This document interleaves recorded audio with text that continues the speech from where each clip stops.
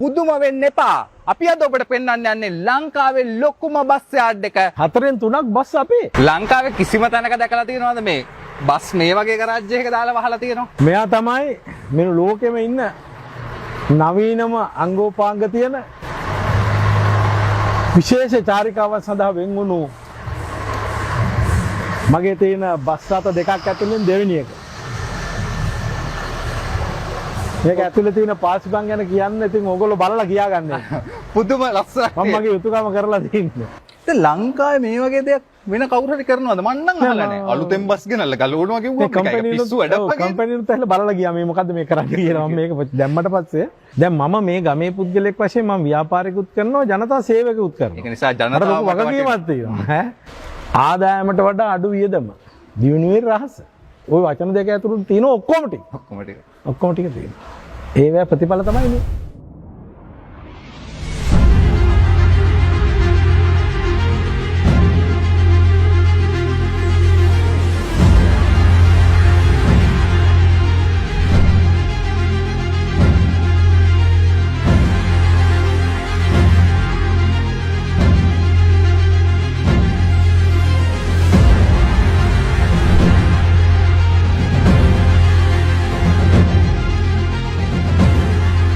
අලුත් ලෝකෙන් හැමදාමත් අපි ඔබට පෙන්වන්නේ බොහොම සුවිශේෂී දේවල්. අද අපි ඇවිල්ලා ඉන්නේ මතුගමට. පුදුම වෙන්න එපා. අපි අද ඔබට පෙන්වන්න යන්නේ ලංකාවේ ලොකුම බස් යාඩ් එක. ඔන්න අපි ආවා.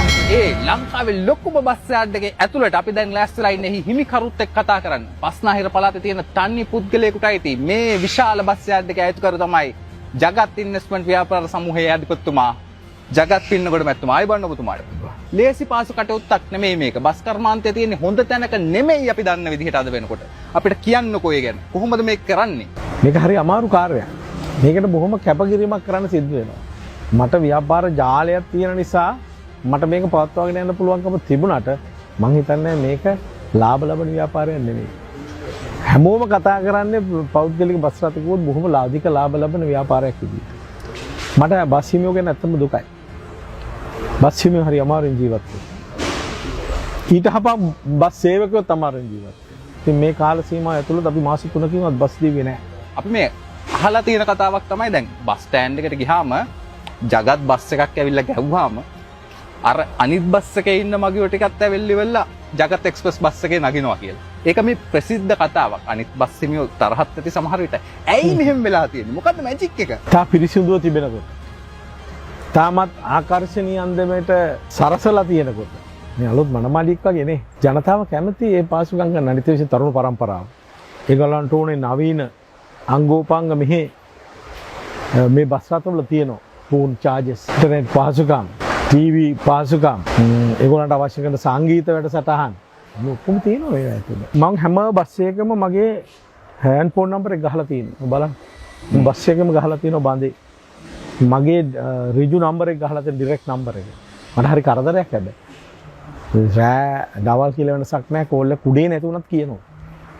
මම ඒක හොයලා දෙනවා. ඒක අපේ වගකීම. සල්ලි අරගෙන විල්ලා අපිට මේ ප්‍රශ්න අමතක කරන්න බෑ. මිනිස්සු අමතක කියමු. පිට පොකට් ගැහුවොත් පොකට් කාර්යය වලලා දෙනවා. ඇක්සිඩන්ට් එකක් වුණොත් කාර්ය අනතුරක් වුණාන් පස්සේ රථවාහන පොලිසියට අපි කියනවා මෙන්න හරි වැරද්ද. අපිට පුළුවන් අපේ වටේම අපි හයි කරලා තියෙන CCTV කැමරා, GPS තාක්ෂණය අරන් තියෙන. ඒ දන්නවා බස් එක කොහෙද තියෙන්නේ කියලා. මේ නවීන තාක්ෂණ ඔක්කොම අපි එකතු කරලා තමයි මේ ගමන යන්නේ. ඉතින් ඒක ජනතාවට වගේම රටේ පාලකයන්ටත් ඒ වගේ විශේෂයෙන්ම පොලිසිය නිලධාරීන්ටත් ඉතා පහසුවක්. පිට්පොකට් කාර්යයක්වත් ජගත් එක්ස්ප්‍රස් එකකට නගින්නේ නැහැ. ඒක මගින්ට ලැබෙන වාසියක්. මොකද දන්නවා CCTV එකෙන් අහුවෙනවා කියලා. ඒ නිසා බඩුවක් නැති වෙන්නේ නැහැ, හොරකමක් වෙන්නේ නැහැ. ඒ තමයි එතුමා ඇති කරලා තියෙන දේ. අපි දැනගන්න කැමති මේ සියල්ල ඇස්සේ හරියට නිකන් මේ පොඩි ඩිපෝ එකක් කරනවා වගේ, පොඩි CTB එකක් කරනවා වගේ වැඩක් තමයි මේක. රජෙන් කරන්න ඕන ඒවල් පෞද්ගලික අංශය තමයි විශාල වශයෙන් ලංකාවේ බස් කර්මාන්තය කරන්නේ. මේ කර්මාන්තේ අද තියෙන තත්ත්වය ගැන ඔබතුමා සතුටුද? දැන් මට ව්‍යාපාර ජාලයක් තියෙන නිසා මට මේක පවත්වාගෙන යන්න පුළුවන්. මේක පාඩු ලබන ව්‍යාපාරයක්. CTB එකට වඩා ලොකුයි මේක. මේ මතුගම ගත්තොත් අපි ඊට වඩා සර්විස් එකක් දෙන්න. මතුගම CTB එකට වඩා ලොකුයි. ඉතින් ඒ කියන්නේ මම ආඩම්බර වෙනවත් නෙමෙයි මම හිතන්නේ මම ලොකු වැඩ පිළිවෙලක් කරනවා කියලා මට හිතෙනවා. මේ ජනතා සේවය වැඩිම කරන්නේ අපි 4න් 3ක් බස් අපේ ලංකාවේ. පෞද්ගලික බස්. හතරෙන් එකයි CTB එකට තියෙන්නේ. ඒගොල්ලන්ට 150 කාණ්ඩුවෙන් දෙනකොට අපිට හම්බෙන්න දඩකොළ ටිකකුයි දුන්සාතිගේ දුම දානවා නම් ඒකට දඩයකුයි මාර්ගස්ත මගී ප්‍රහරණයේ ලොක් ෂීට් වලින් සෑහෙන ආදායමක් ලැබෙනවා මාර්ගස්තයට.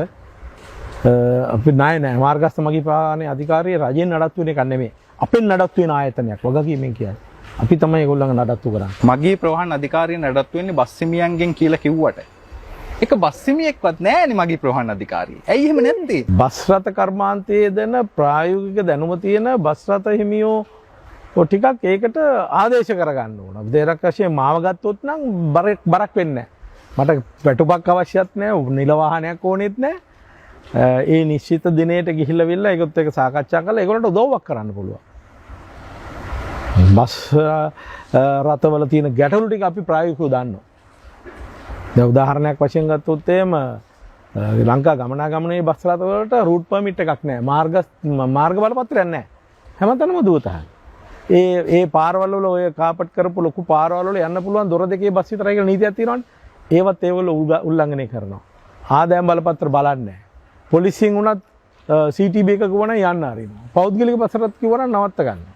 එහෙම නැත්නම් අපි දෙකොල්ලෝ ඒකාබද්ධ වෙන්න ඕන. මම ඔය ඒකාබද්ධ කරන ක්‍රමයේ මත්තුකුමින් පටන් ගන්න හැදුවා සාර්ථකුන්නේ නැහැ. මොකක් කවුරු හේතුවක් හින්දා CTB එක කැමති නැහැ. මම යෝජනා කරේ අපි එක නැවතුම් පොලක් හදලා ඒ නැවතුම් පොලින් බස් තියෙන ප්‍රමාණය අනුව මේක ක්‍රියාත්මක කරලා උදාහරණයක් වශයෙන් අපි හිතමු අපිට බස් දෙකක් තියෙනවා.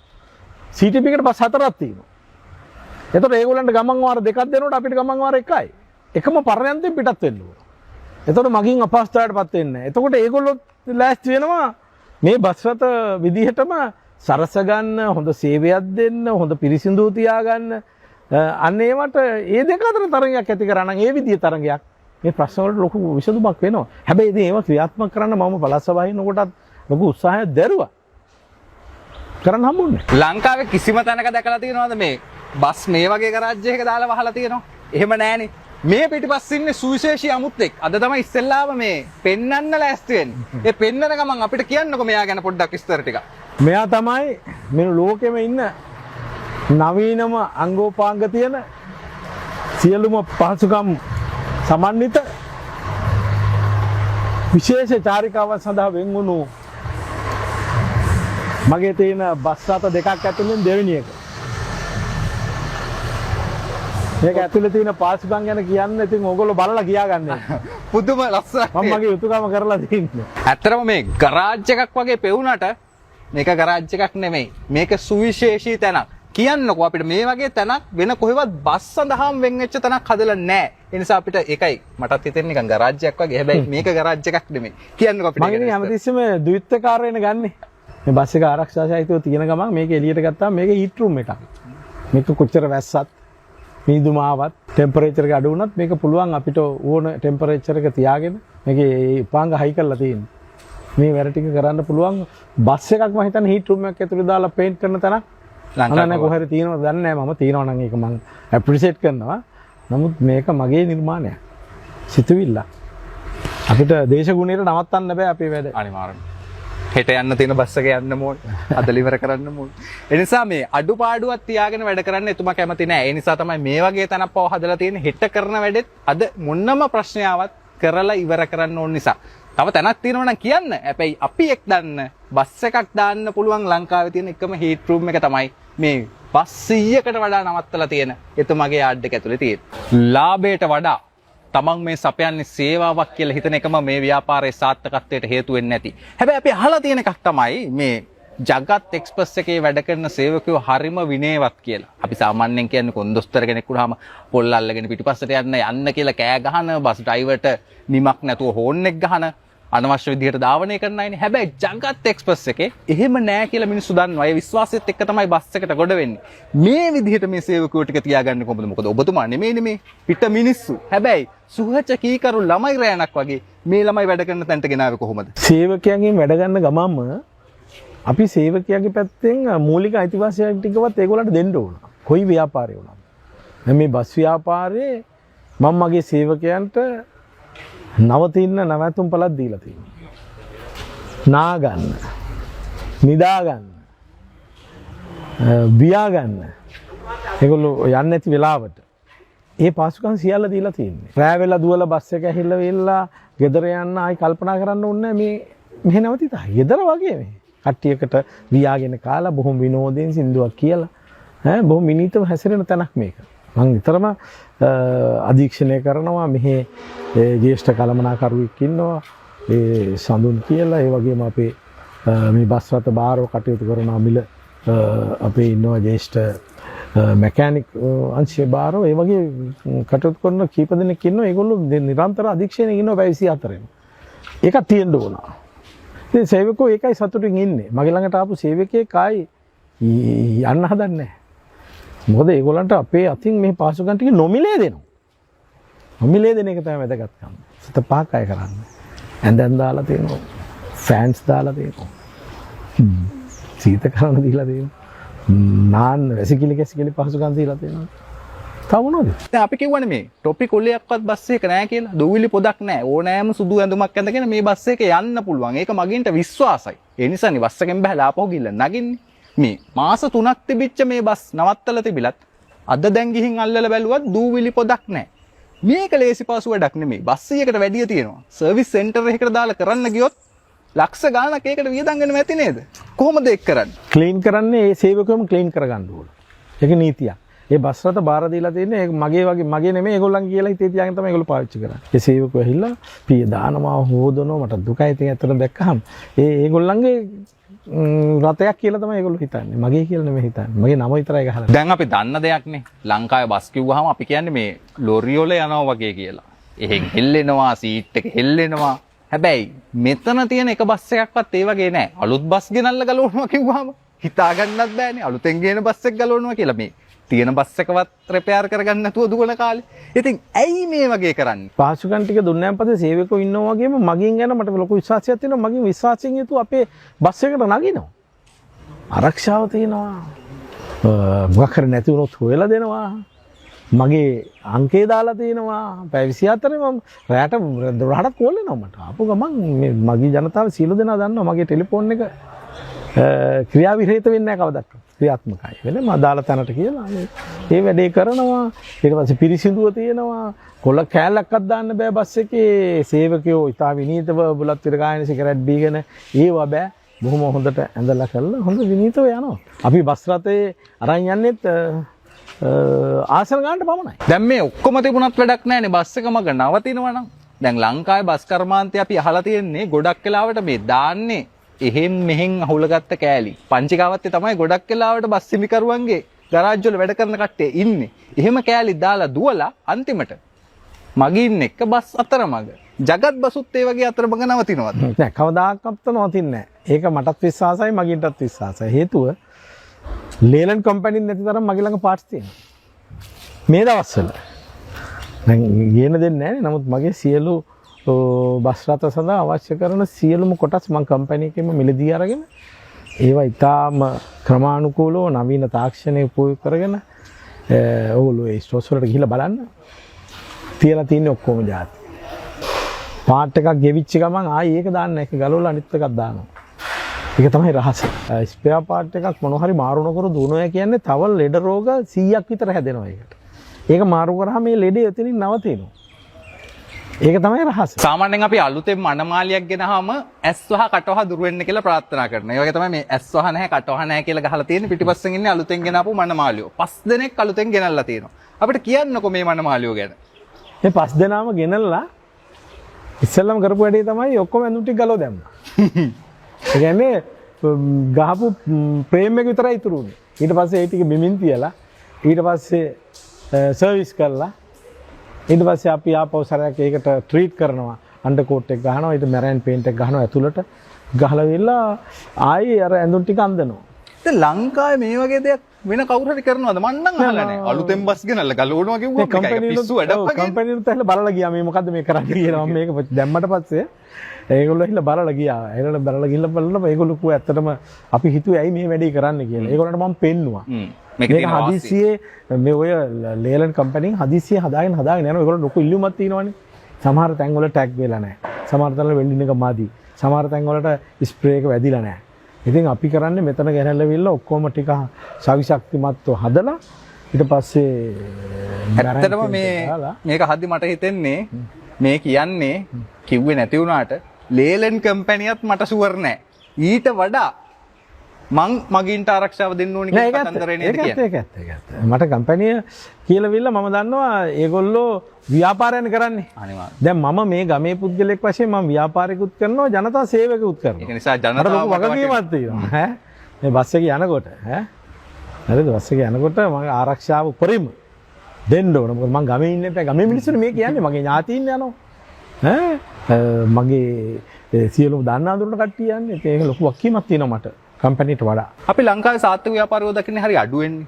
ව්‍යාපාර පටන් ගන්නවා ඊට පස්සේ කඩා වැටෙනවා. හැබැයි මම දන්න විදිහට ඔබතුමාත් මේ 500ක් අරන් ඉපදුන්නේ නැහැ. බස් එකේ ගිහිල්ලා පටන් ගත්ත ව්‍යාපාරයක් මේක. අපිට ඒ ගැනත් කියන්නකෝ පොඩ්ඩක්. තාත්තයි මයි ෂෙයාර් කරගෙන පාවිච්චි කරේ පුට්සයිකල් එක. මම මෙතනලා කිලෝමීටරයක් එහා මම මතුමුට ඇහිලා තියෙන පයින්. මට බස් එකේ යනවා සල්ලි තුන්නේ නැති මිනිස්සෙක්. නවංකව කියන්නේ. එහෙම කරලා තමයි මේ ව්‍යාපාර ජාලයක් කරගෙන මේ තත්ත්වයට ඇහිලා තියෙන්නේ. හැබැයි මගේ අර පිරිමැස්ම තියෙනවා. දැන් මේ බස් වලින් ගලවන යහඩ කෑල්ලක්වත් අහක දාන්නේ නැහැ. වෙනම රාක්ක ගහලා ඒවා තියෙනවා. ඊට පස්සේ අවශ්‍ය කරන තැන් වලට ඒවා පාවිච්චි කරනවා. කවදා හරි දවසක ප්‍රයෝජනවත් වෙනවා. ඒ අර පිරිමැස්ම තියෙන්න ඕන.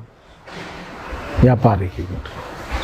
දැන් අපේ ව්‍යාපාරික උගදෙනෙකුට වෙන්නේ මම මේක කියන එක හරිද මන් දන්නේ නැහැ. තමන් ව්‍යාපාරේ මැදට ආවන් පස්සේ තමන් අතිසුපෝභෝගී විදියට හිටපු දන අමතක වෙනවා. හිටපු දන අමතක කරලා අතිසුපෝභෝගී ජීවිතයක් ගත කරන්න ගිහිල්ලා වෙනම සොසයිටි එකක් හදාගෙන වෙනම ස්ටේටස් මේන්ටේන් කරන්න ගිහිල්ලා දන්නේම නැතුව ආදායමට වැඩි වියදම් පක්ෂයේ වැඩි වෙලා කඩාගෙන වැටෙනවා.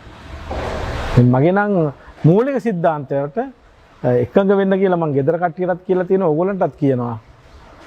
ආදායමට වඩා අඩු වියදම දියුණුවේ රහස. ওই වචන දෙක ඇතුළත තියෙන ඔක්කොම ටික තියෙනවා.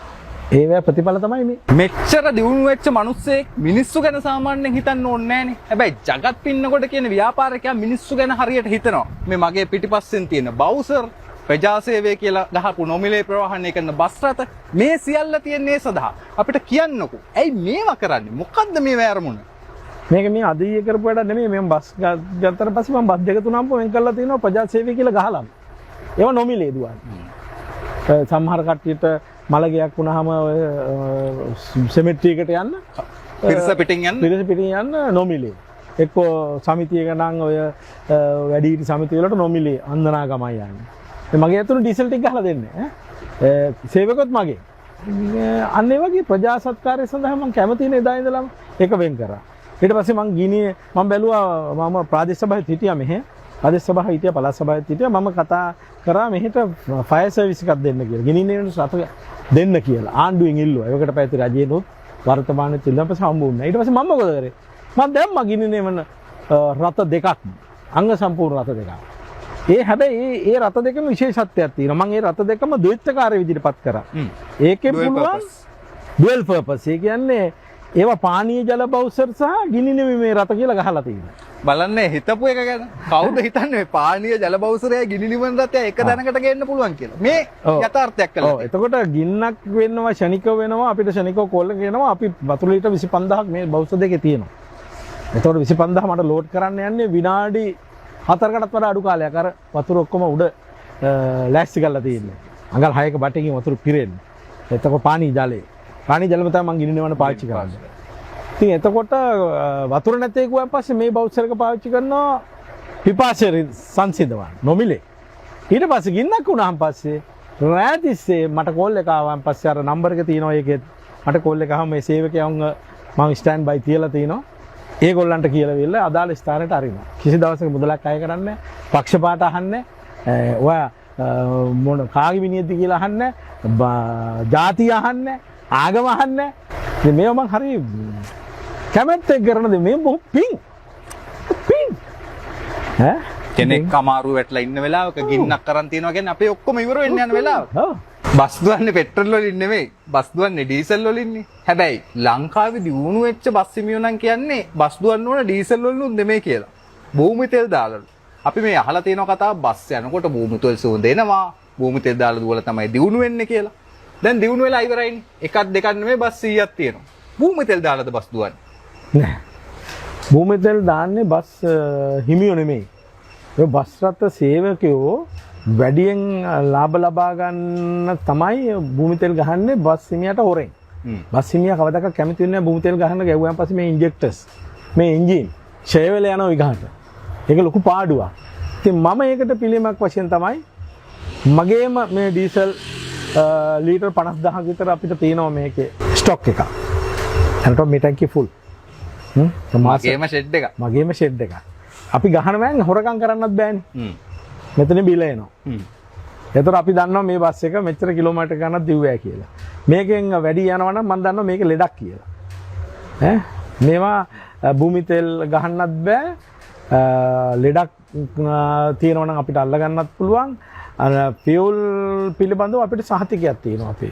අනික මගින්ට ඉතාමත්ම හොඳින් හුස්ම ගන්න පුළුවන්. ආස්වාස ප්‍රාස්වාසය හොඳින් කරන්න පුළුවන්. මොකද භූමි තෙල් ගහලා දුවන එකේ ප්‍රධානම අවාසිය තමයි බස් රථයේ ඇතුළට බස් රථයේ දුම එනවා. එතකොට එහි ඉන්න මගින්ට මේන් වෙන අවාසිය. ඒ අවාසිය මග හැරෙනවා මේ නිසා. දැන් ඊටත් එහා අමතරව මේ හිටපු ගමන් තෙල් නැති වෙනවනේ. දැන් කාලේට ටික ෂුවර් කොයි වෙලාවෙ තෙල් නැති නවතින්නේ නැහැ జగත් බස්. මොකද හෙට අනිද්දාටත් තෙල් නැති වෙනවා කියලා ආරංචියක් කියනවා. මෙහි තියෙනවා මට සුමාන 2-3කට තෙල්.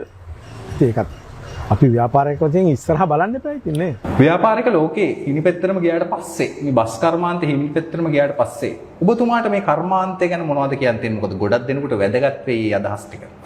මේකයි ඉතින් මම සාමාන්‍යයෙන් පොසිටිව් තින්කින් එන් ධනවාදී සිතුවිලි තියෙනවා මගේ ළඟ. මම කවදාවත් අඩුපාඩුවක් කියා දීලා විල්ලා අඩුපාඩුවක් පෙන්නලා විවේචනයක් කරලා ඒකට පිළිතුරක් නොදී ඉන්න જાතිය පුද්ගලයන් නෙවෙයි.